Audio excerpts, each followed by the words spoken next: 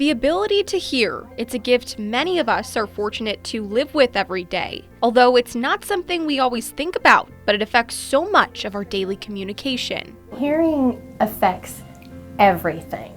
Yes. Every relationship, every bit of conversation and communication. And for audiologists, Dr. Susan Sheehy and Dr. Jan Liles, We live 2 doors away from each other. some listening paired with a good old-fashioned handshake in grad school is exactly what built their lifelong friendship.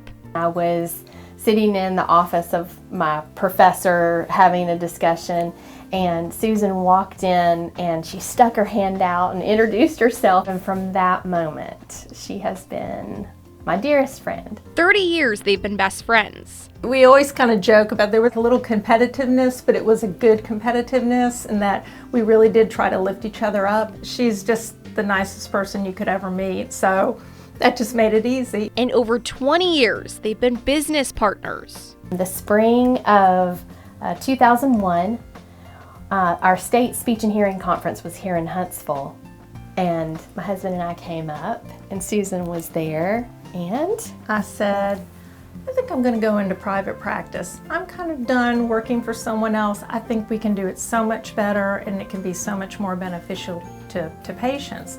And Jan said, you shouldn't do that alone. We should do that together. From there, Alabama Hearing Associates was born.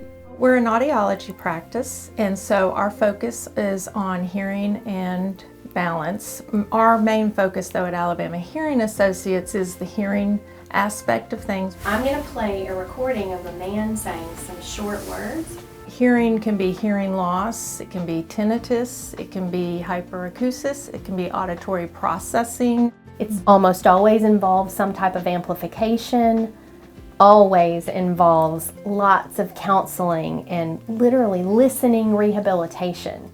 And that's, I think, where we shine. And for them, it's more than just selling hearing aids. The hearing aid is only as good as the person that programs it and matches it up with the individual and then works with that patient and their family to reconnect. It's about bringing patients back into conversations with loved ones. Before I ever got hearing aids, my kids and my wife would say, "Can you hear that, a high-pitched sound, like in a car, a squeak or a rattle or something?" I couldn't hear it, and now I can hear it. Before starting their business, some urged best friends don't necessarily make for good business partners. And boy, did they prove them wrong. I'm a fast and easy reader, but I'm not a math person. And Susan is definitely that conscientious math person. And so each of us kind of we sort of fell into our roles of what the strength was. And even though we're different though, we have the exact same vision about how things ought to be. How we want to treat people and how we've always treated each other has been the exact same. Even though Jan's my primary doctor, I know that Susan's going to take care of me too, and we're also friends that I met through Jan. And since their 20 plus years in business, they've not only grown their staffing, they've grown trust in the community. They're just great ladies, the whole office staff is. And they've solidified trust in their friendship. Thank you for helping me make it through all the good times and all the hard times.